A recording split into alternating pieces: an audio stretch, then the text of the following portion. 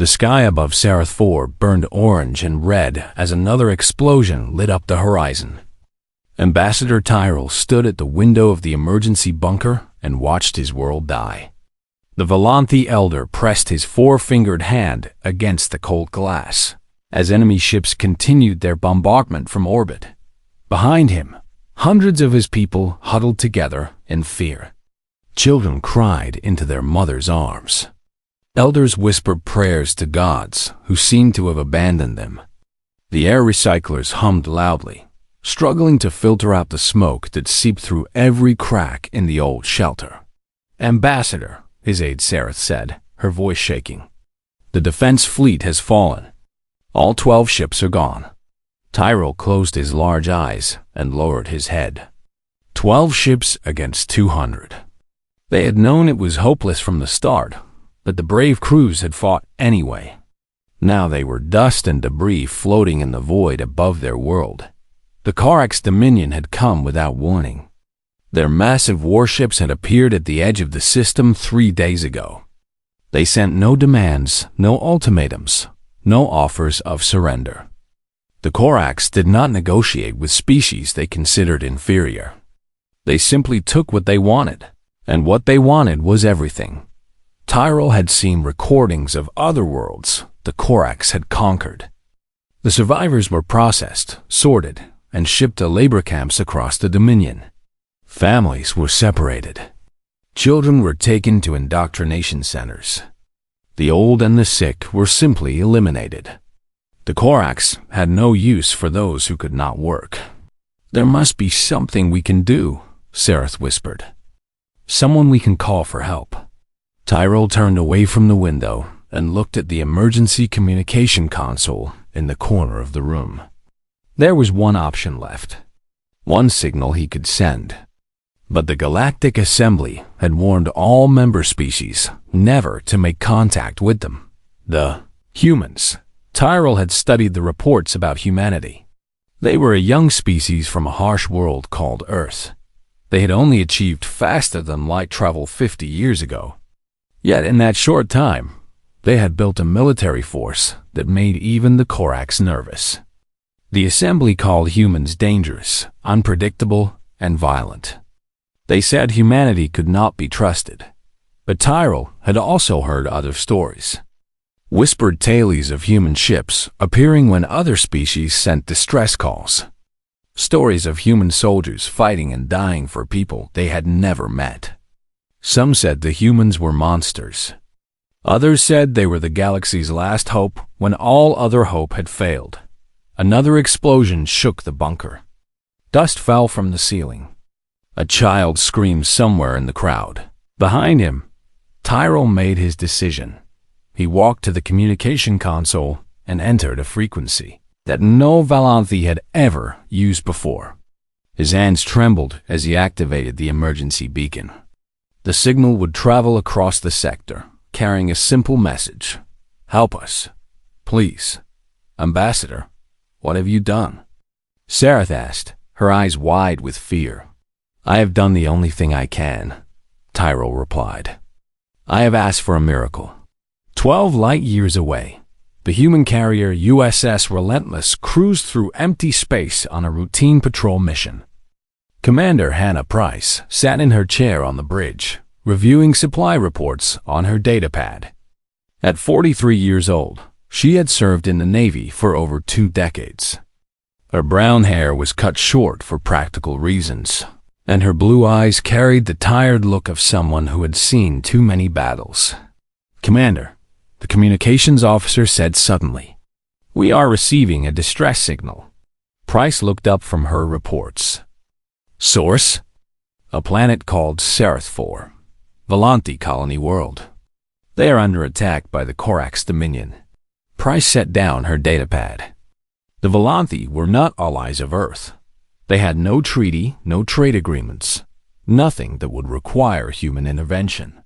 In fact, the Volanthi government had publicly supported the Assembly's decision to limit contact with humanity.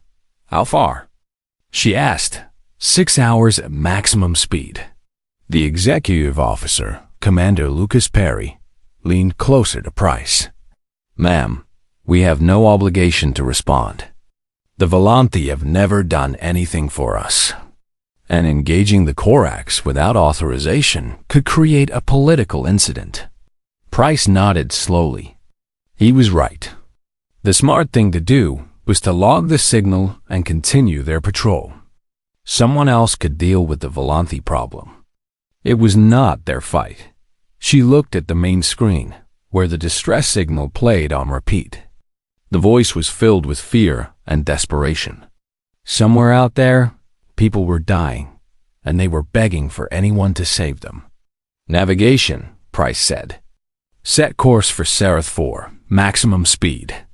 Perry's eyes widened. Commander, are you sure about this?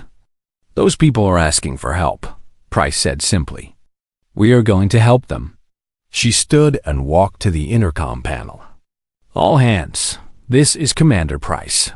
We are responding to a distress call from a Volanthi colony under Corax attack. I need all combat personnel ready for deployment in 6 hours. Marine units, prepare for ground operations. In the barracks below, Sergeant Daniel Cruz looked up from the letter he had been writing to his mother back on Earth. He was 30 years old, with dark hair and the weathered face of a man who had spent too many years in combat zones. When the commander's announcement ended, he folded the letter and put it in his pocket. Lieutenant Katie Shaw, the platoon commander, appeared in the doorway. She was younger than Cruz, only 26, but she had already earned the respect of everyone in the unit. You heard the commander, she said. Get your squad ready. Cruz nodded and began gathering his equipment. Around him, other Marines did the same. They moved with quiet efficiency, checking weapons and armor without complaint. None of them asked why they were going to save aliens they had never met. They were Marines. This was what they did. 6 hours later, the USS Relentless dropped out of faster-than-light travel at the edge of the Seraph system. On the bridge, Commander Price stared at the tactical display. 200 Corax warships surrounded the planet. Troop transports were already descending to the surface. They have a lot of ships, Perry said quietly. Yes, they do, Price agreed. She pressed the intercom button. Marine units, begin launch sequence. You are cleared for orbital insertion. In his dropship, Sergeant Cruz felt the engines roar to life. Through the small window, he could see the burning planet below. Somewhere down there, innocent people were waiting for help. 30 seconds to atmosphere entry. The pilot announced. Cruz checked his rifle one final time. Beside him, Private Olivia Grant, the squad's medic, was whispering a prayer. Corporal Eddie Vance was cracking his knuckles. The rest of the squad sat in tense silence. The dropship began to shake as it entered the atmosphere. Fire surrounded them. Cruz closed his eyes and thought about the letter in his pocket. He hoped he would get the chance to finish it. Below them, Ambassador Tyrell looked up at the sky and saw streaks of fire cutting through the clouds. At first, he thought it was more enemy bombardment. Then his communication console crackled to life. Volanthi Kali, this is Commander Hannah Price of the USS Relentless. Hold on, help is coming. For the first time in 3 days, Tyrell felt something he had almost forgotten. Hope. The human reinforcement fleet arrived like angels of vengeance, cutting through the darkness of space. 12 battleships, 20 cruisers, and 50 destroyers dropped out of faster-than-light travel in perfect formation. At their head flew the flagship USS Liberty, carrying Admiral Robert Hayes and the full might of the Earth. Alliance Third Fleet. Admiral Hayes looked at the tactical display and felt his jaw tighten with anger. The Relentless was barely holding together, her hull covered in wounds, her engines flickering with failing power. But she was still there, still positioned between the Corax fleet and the planet below. Commander Price, Hayes said through the communication channel, you can stand down now. We will take it from here. Price's voice came back tired but steady. Understood, Admiral. It is good to see friendly faces. Hayes turned to his weapons officer. All ships, engage the enemy fleet. No mercy. The battle that followed was swift and brutal. The Corax had expected to face a single damaged carrier, not a full battle fleet. Their formation broke under the human assault. Ship after ship fell to human weapons, their gray hulls splitting open and spilling debris into the void. Fleet Commander Gorath watched from his command ship as his fleet crumbled around him. He had underestimated the humans. He had thought them weak, soft, unable to match Corax's might. He had been catastrophically wrong. "Order the retreat," he said, the words tasting like poison in his mouth. "All ships, withdraw from the system." The surviving Corax vessels turned and fled, their engines burning at maximum power as they raced toward the edge of the system. The humans pursued for a while, destroying stragglers, but eventually let them go. The planet was safe. That was what mattered. On the surface, the Corax ground forces received word of the fleet's defeat. Without orbital support, without their command structure, they were stranded on a hostile world with no hope of victory. One by one, they began to surrender. Lieutenant Shaw stood in the central plaza as Corax. Soldiers dropped their weapons and knelt before the Marine positions. She had never expected to see this. The mighty Corax, conquerors of 100 worlds, brought low by a force a fraction of their size dot around her. Volanthi civilians emerged from hiding. They stared at the surrendering enemy with a mixture of disbelief and dawning hope. Children, who had been crying for days, began to laugh. Families who had been separated during the invasion ran to find each other. Sergeant Cruz was carried into the plaza on a stretcher, the Volanthi child still holding his hand. Private Grant rushed to his side and began examining his wound. It was serious, but he would live. The stubborn fool had survived after all. "Someone finish my letter for me," Cruz mumbled through the pain medication. "Tell my mom I am okay." "Tell her yourself," Grant replied, a rare smile crossing her tired face. "You are going home, Daniel." Ambassador Tyrell walked to the plaza, taking in the scene around him. Marine medics were treating wounded Volanthi alongside their own soldiers. Human engineers were working to restore power to the city's emergency systems. Everywhere he looked, he saw humans helping, protecting, healing. He found Lieutenant Shaw standing at the edge of the plaza, staring at the sky where the last traces of battle still flickered. She looked exhausted, her armor dented and scorched, her face smeared with dust and dried blood. "Lieutenant," Tyrell said softly, "I must ask you something." Shaw turned to face him. "Go ahead. We are strangers to you. We rejected your offers of friendship. We listened to the Galactic Assembly when they called you dangerous. We have done nothing to earn your protection." Tyrell spread his four hands in a gesture of confusion. "Why did you sacrifice so much for us? What do humans gain from this?" Shaw was quiet for a long moment. She thought about the 63 Marines who had died on this world.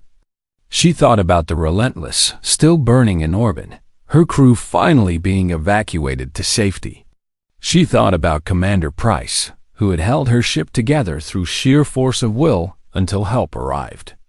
"When I was a child," Shaw finally said, "my grandmother told me a story. She said that strength without compassion is just cruelty wearing a different mask. She said that the true measure of a person is not how they treat those who can help them, but how they treat those who cannot." She looked at the Volanthi families reuniting around them, at the children laughing for the first time in days, at her wounded Marines being carried to safety by grateful civilians. "We did not come here because you could help us," Shaw continued. "We came because you needed help. That is what humans do. That is who we choose to be."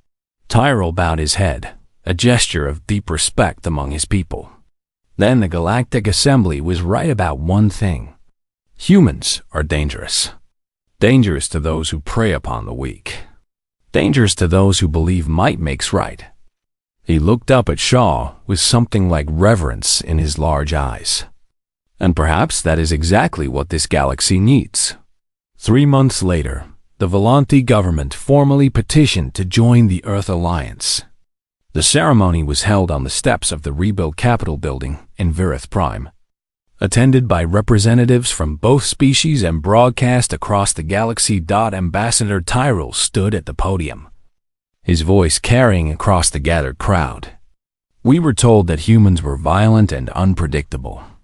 We were told to fear them. But when our world burned and our people cried for help, humans were the only ones who answered. They fought and died for strangers. They protected our children with their own bodies. They showed us that true strength is not measured in weapons or ships, but in the courage to stand for what is right. He turned to look at the human delegation, where Lieutenant Shaw stood in her dress uniform, still bearing scars from the battle. The Earth Alliance did not ask for payment. They did not demand territory or resources.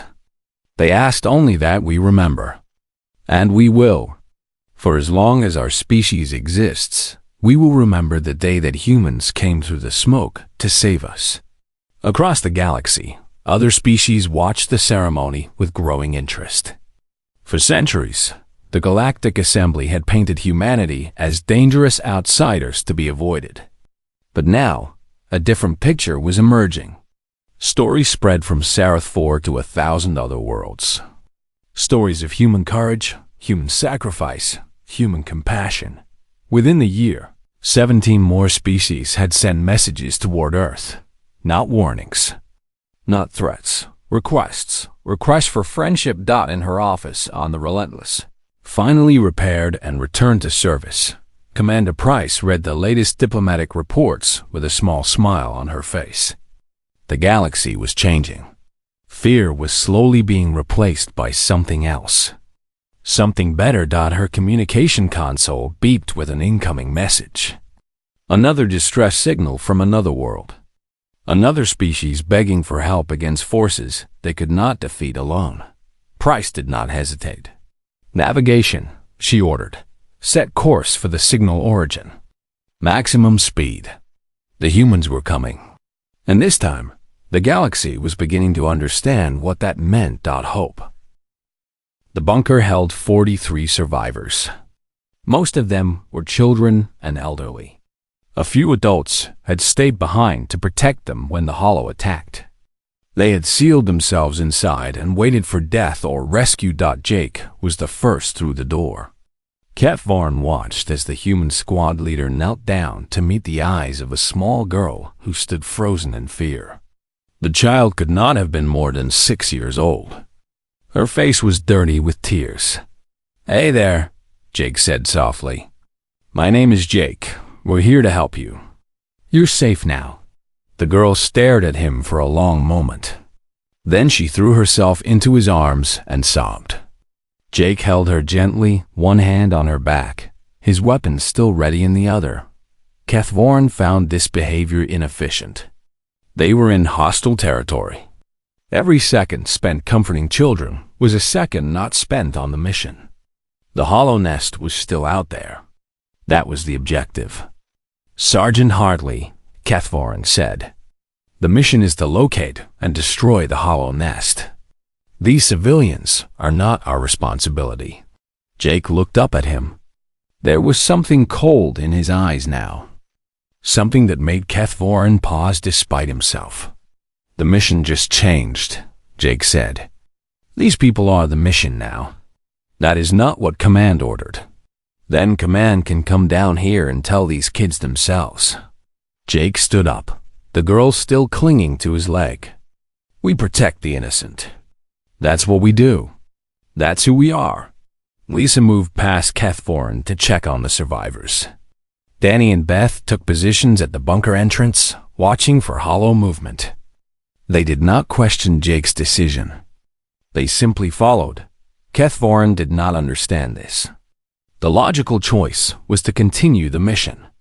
The Hollow Nest was the source of the infestation. Destroy the nest, and the drones would become disorganized. The colony could be saved. These 43 people were a small number compared to the thousands. Who would die if the hollow spread? But the humans did not think this way. They saw the people in front of them and could not walk away. It was irrational. It was inefficient. It was very human. "We need to fortify this position," Jake announced. "Lisa, check our supplies. Beth, find the best sniper positions. Danny, help me seal the secondary entrances." "What about the nest?" Kethvorin asked. "The nest can wait. Reinforcements are 18 hours out. We hold this position until they arrive." Kethvorin calculated the odds. The hollow had detected human life in the colony. They would come in force. The bunker was defensible, but against a sustained assault, 5 soldiers could not hold for 18 hours. "The probability of survival is less than 12%, Kethvorin stated. Jake smiled grimly. "Then we'll have to be in that 12%. Lisa approached Kethvorin as the others worked. "You think we're making a mistake. I think you are allowing emotion to override logic, maybe." Lisa looked at the children huddled in the corner of the bunker. An old woman was trying to calm them, singing a soft song. But those kids didn't ask for this. They didn't choose to be born on a colony in hollow territory. They just want to live. Everyone wants to live. That does not change tactical reality. Lisa turned to face him directly. "You really don't feel it, do you? You look at those kids and feel nothing." Kethvorin considered the question. He looked at the children. They were small, helpless, afraid. Their eyes were wide with terror. Some of them were crying silently, too exhausted for sound. He felt nothing. They were simply organisms facing termination. It was unfortunate, but not emotionally significant. "I feel nothing," he confirmed. Lisa shook her head. "Then you're missing the whole point of being alive." She walked away to continue her work. Kethvorin did not understand her words. What was the point of being alive, if not to serve one's purpose? He was a warrior. His purpose was to fight and win. Everything else was irrelevant. The first hollow assault came 2 hours later. They poured out of the destroyed buildings like a dark wave. Dozens of drones moving with terrible speed toward the bunker. The humans opened fire from their positions. Kethvorin moved to the front line and met the charge directly. He was faster than the hollow, stronger. His blade cut through them like they were made of paper. His plasma pistol dropped them at range. In minutes, the first wave was broken, but more came. The second wave was larger. The third larger still. The hollow were testing their defenses, probing for weaknesses. Kethvorin fought without pause. His body was designed for this. He did not tire. He did not slow down. The humans were different. They rotated positions, taking turns to rest. They covered each other with precise fire. When a hollow broke through, they moved to intercept as a team. Danny was on the east wall when 3 drones flanked his position. Kethvorin saw him freeze for a moment, fear visible on his face. But then the young soldier moved. He dropped the first drone with a burst of fire. The second fell to his knife. The third would have killed him if not for Beth. Her shot came from across the bunker, threading through a narrow gap in the debris. It hit the drone exactly in its weak point. The creature fell dead at Danny's feet. "Thanks," Danny called out, his voice shaking. "Focus," Beth replied. But there was warmth in her tone. Relief. Kethvorin observed this exchange with growing confusion. They were afraid. All of them were afraid. He could see it in their movements, hear it in their voices. And yet they fought. They protected each other. They refused to give up. The assault continued through the night. Kethvorin lost count of how many hollow he killed. His blade grew dull. His ammunition ran low. For the first time in many battles, he felt his body growing tired. A hollow drone caught him with a poisoned tendril. The toxin burned through his system, slowing his regeneration. He stumbled and 3 more drones closed in. Then Jake was there. The human squad leader grabbed Kethvorin by the arm and dragged him back while firing his weapon one-handed. It was reckless. It was dangerous. It made no logical sense. Why? Kethvorin managed to ask. "You're part of my squad now," Jake replied. "We don't leave anyone behind." They made it back to the bunker. Lisa injected Kethvorin with something that helped fight the toxin. Around them, the battle continued. But for a moment, everything seemed to slow down. Kethvorin looked at these humans. They were tired. They were wounded. They were afraid. And they were still fighting. Not for glory. Not for victory. But for each other. For the children behind them. For something they believed in. He felt a strange pressure in his chest. Not pain, something else. Something he had never felt before. He did not know what it was. But when the next wave came, he stood with the humans and fought shoulder dash to dash shoulder dot, and for the first time, he understood that some things were worth fighting for, even when you could not win. Kethvorin had fought in 37 campaigns across the galaxy. He had faced enemies that could melt flesh with a single touch. He had walked through battlefields covered with the dead. He had never once felt what other species called fear. The Valdris did not know fear. It was not part of their nature.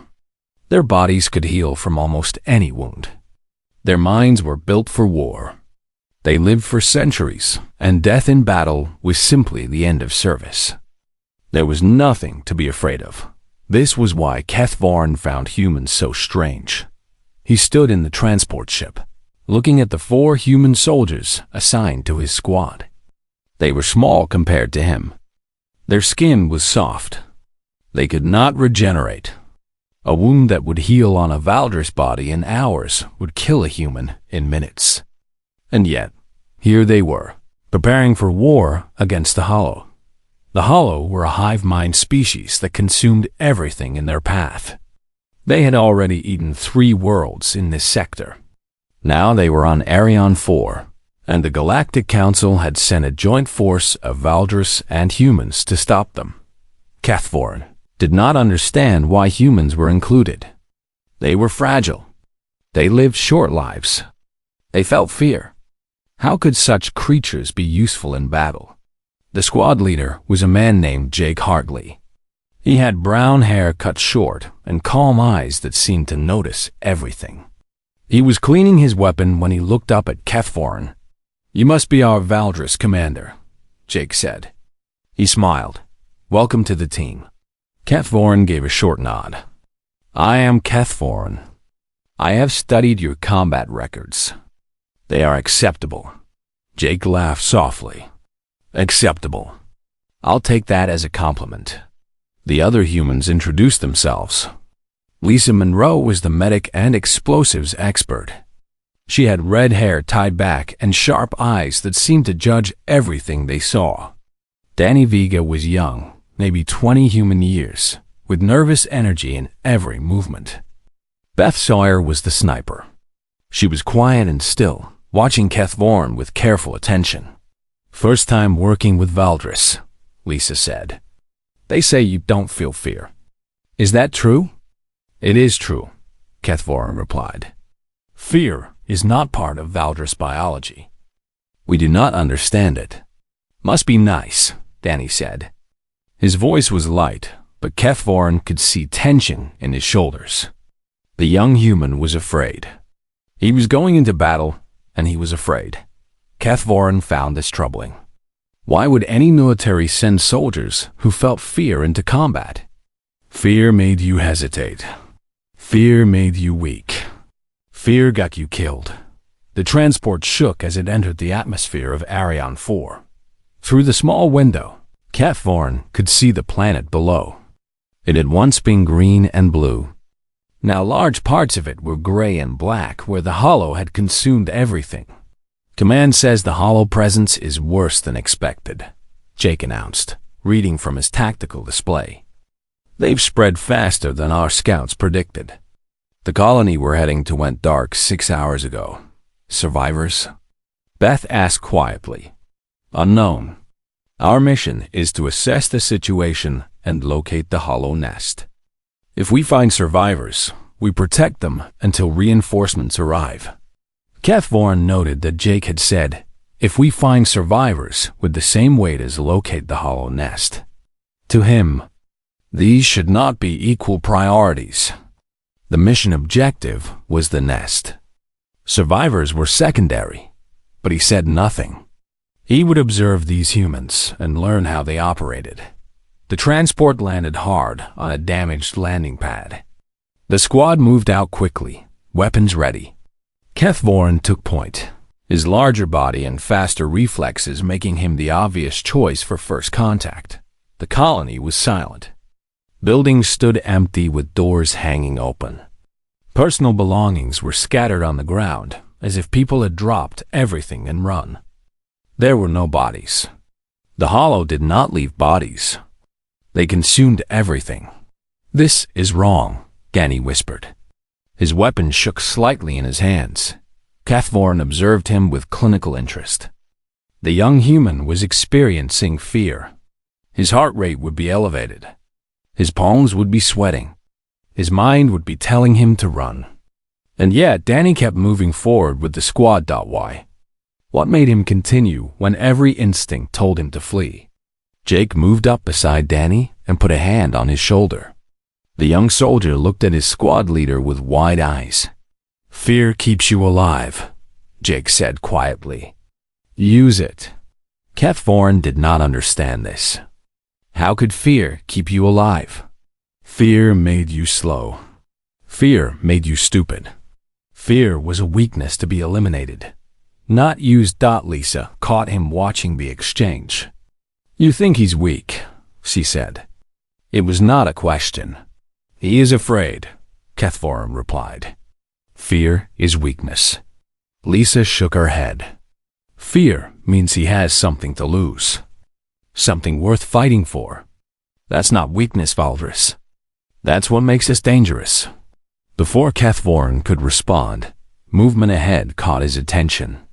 3 hollow drones emerged from a building. They were twisted shapes of consumed flesh and dark matter, moving with unnatural speed. Cathvorn was faster. He closed the distance in 3 steps and cut through the first drone with his blade. The second fell to his plasma pistol. The third tried to flee and died with Beth's bullet in its center mass. Efficient, Jake commented. Cathvorn looked back at the squad. They had taken defensive positions, covering each other, watching all angles. They moved as one unit, each trusting the others to do their part. It was not impressive. It was just teamwork.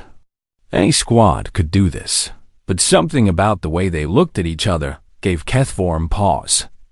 There was a connection between them that went beyond military training. They cared about each other. They were afraid for each other. He filed this observation away for later analysis. The squad moved deeper into the colony. The hollow presence grew stronger. More drones appeared, and more fell to their combined fire. Cathvorn noted that the humans fought differently than Valdris. They were more cautious, using cover, never exposing themselves unnecessarily. At first, he thought this was cowardice. Then, he realized it was something else. They were preserving themselves not out of fear of death, but because their deaths would hurt the others. They protected themselves to protect each other. It was a strange kind of logic. Valdris did not think this way. As they approached the center of the colony, Jake held up a fist. The squad stopped. Ahead, Cathvorn could see a bunker door, slightly open. And he could hear something from inside. Voices. Human voices. Children crying. Survivors. Jake looked at the squad, and something changed in his eyes. Something hard and determined that Cathvorn could not name. New priority, Jake said. We protect these people.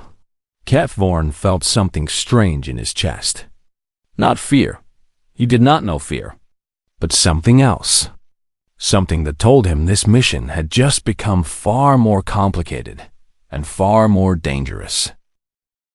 The night stretched on forever. Wave after wave of hollow drones crashed against their defenses. Ket Vorn fought until his arms burned with exhaustion. The toxin in his system had slowed his regeneration to almost nothing. Wounds that should have healed in minutes now stayed open and bleeding. He had never felt so vulnerable. Around him, the humans fought with a desperation he had never seen before. Jake held the main entrance, his rifle never stopping. Lisa moved between positions, treating wounds and planting explosive charges at key points. Beth took shot after shot from her elevated position, each one finding its mark. Danny held a corridor alone when the hollow broke through the eastern wall. Ket Vorn saw the young soldier standing against the tide of darkness, his face twisted with terror, his hands shaking on his weapon. Danny was afraid. More afraid than Ket Vorn had ever seen anyone be. But he did not run. He fired. He screamed. He fought and when it was over, Danny stood among the bodies of a dozen hollow drones. Still shaking, still alive. "Nice work," Jake said, appearing at Danny's side. Danny laughed, but there were tears in his eyes. "I thought I was going to die." "We all did," Jake replied. "That's what makes it matter." Ket Vorn did not understand this. How could the certainty of death make something matter more? For Valdris, death was simply the end. It had no special meaning. But for humans, it seemed to be something else entirely. The assault paused sometime after midnight. The Hollow were regrouping, preparing for a larger attack. In the silence, the squad gathered to assess their situation. "Ammunition is at 30%, Lisa reported. "Medical supplies are almost gone. We have maybe 6 more hours before we're fighting with knives and rocks. Reinforcements?" Beth asked. Jake shook his head. "Still 12 hours out. They can't move faster without exposing themselves to hollow interceptors." "So we hold," Danny said. His voice was steadier now. The fear was still there, but he had learned to carry it. Ket Vorn looked at the bunker door. Behind it, the survivors huddled together. The old woman had stopped singing. The children had finally fallen asleep, exhausted by terror. A young mother held her infant close, her eyes empty with shock. "We cannot hold for 12 hours, Ket Vorn said. "The math is simple. We will run out of ammunition. We will run out of energy. The Hollow will overwhelm us. Then we'll find another way," Jake said. "There is no other way." Jake looked at him with those steady eyes. "There's always another way. We just haven't found it yet." This was not logical. This was not rational. But Ket Vorn was beginning to realize that humans did not operate on logic alone. They operated on something else. Something stronger. Hope, faith, love. Words that the Valdris knew but did not truly understand. During the brief respite, Ket Vorn watched the humans interact with the survivors. Lisa sat with an injured elderly man, holding his hand and speaking softly. Beth showed a young boy how to hold a flashlight to help her clean her rifle. Jake carried sleeping children to more comfortable positions, moving with gentle care. Danny sat with a little girl who could not sleep. She was perhaps 5 years old, with dark hair and frightened eyes. Danny was talking to her quietly, making shapes with his hands in the light, creating shadow animals on the wall. The girl laughed. It was a small sound, fragile and brief. But it was laughter. Ket Vorn felt something twist in his chest. Not pain. Something else. "You care about them," he said to Jake. "All of them. The survivors. Your squad. You care." Jake nodded. "Of course I do. Why?" "You barely know them." Jake considered the question. "Because someone has to. Because they're people, and people deserve to be cared about. Because if we don't protect the innocent, then what are we even fighting for?" "Victory," survival, the destruction of the enemy. Those are goals, Jake said. They're not reasons. The reason we fight is right there. He pointed at the sleeping children. That's what we're protecting. Not territory. Not resources. Them. The Hollow attacked again before Kethvorin could respond. This wave was the largest yet. They came from all directions at once, crashing against the bunker like an ocean of darkness. The squad fought with everything they had. Kethvorin stood at the center, his blade moving in deadly arcs, his body pushed beyond any limit he had known before. Danny fell. A hollow tendril caught him across the chest, throwing him against a wall. He went down and did not get up. Lisa screamed his name and ran to him, leaving her position exposed. Kethvorin moved without thinking. He threw himself between Lisa and the hollow that lunged for her, taking the blow on his already wounded shoulder. The pain was incredible. His regeneration failed completely. Blood poured from the wound. But Lisa reached Danny. She pulled him to safety, already working on his wounds with desperate speed. "Stay with me," she begged. "Danny, stay with me." Kethvorin stood over them, fighting off every hollow that came close. His vision blurred. His strength faded. But he did not move. He could not move. If he moved, they would die. Jake appeared at his side, firing into the swarm. Beth joined them, her sniper rifle now used at close range. Together, they formed a wall between the wounded and the enemy. The assault broke. The hollow retreated, and in the sudden silence, Lisa looked up with tears on her face. "He'll live," she said. "Danny will live." Kethvorin felt his legs give out. He dropped to his knees beside Danny's unconscious form. The young soldier's chest rose and fell with shallow breaths. He was alive. He would survive. And Kethvorin realized that the relief flooding through him was the most powerful thing he had ever felt. He did not want Danny to die. He did not want any of them to die. Somewhere in the long night, these fragile humans had become something to him. Something important. Something worth protecting. "You feel it now, don't you?" Jake said quietly, kneeling beside him. Kethvorin looked at the human squad leader. "I do not know what I feel." "Fear," Jake said. "You're afraid. Not of dying. You're afraid of losing them." Kethvorin looked at Lisa, still working on Danny. At Beth, reloading her rifle with steady hands. At the survivors behind them, who trusted these soldiers with their lives. Yes, he was afraid. For the first time in his existence, Kethvorin knew fear, and it did not make him weak. It made him understand what he was fighting for.